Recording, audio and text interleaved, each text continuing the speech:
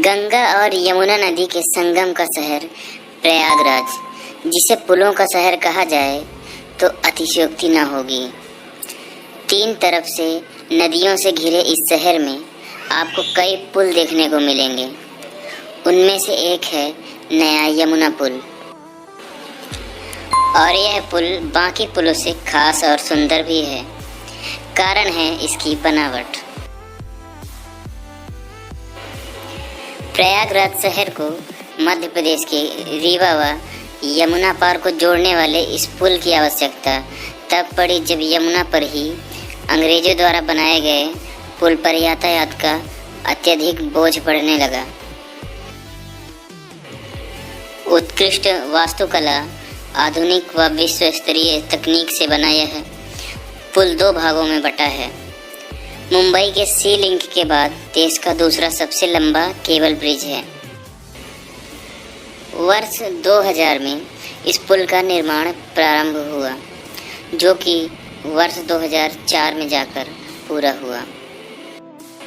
इसका निर्माण Hindustan construction company और हुंडई इंजीनियरिंग ने संयुक्त रूप से किया। इस पुल की प्रारंभिक लागत 350 करोड़ रुपए बताई जाती है, जो कि बाद में 450 करोड़ रुपए तक पहुंच गई थी। इस पुल की कुल लंबाई 1510 मीटर है।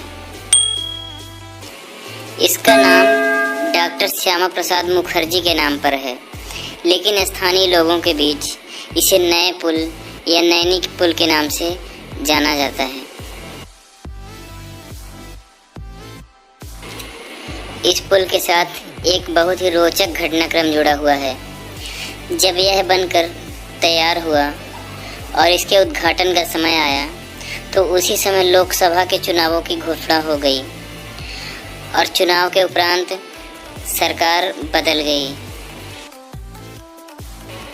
अब नई पार्टी की सरकार चाहती थी कि उसकी पार्टी के किसी नेता के नाम पर इस पुल का नामकरण किया जाए, और पुरानी सरकार में रही पार्टी चाहती थी कि उसके किसी नेता के नाम पर इस पुल का नामकरण किया जाए। तब इसके नामकरण को लेकर मामला फंस गया और इस चक्कर में इसका उद्घाटन भी ना हो पाया। लेकिन देर सवेर जब ही इसके उद्घाटन की तिथि घोषित की गई, तो कुछ अति उत्साहित स्थानीय युवकों ने खुद ही इसका उद्घाटन कर डाला, जिसको लेकर बाद में काफी विवाद भी हुआ। पुल के प्रारंभ होने के बाद इस पुल पर कुछ दुर्घटनाएं हुई, तो लोगों के मन में तरह तरह की भ्रांतियां फैलने लगी। लोग इसे अपशगुन से जोड़कर देखने लगे और लोगों के बीच यह चर्चा होने लगी कि इसका उद्घाटन नहीं हुआ है, इस कारण इस पर इतनी दुर्घटनाएं हो रही हैं।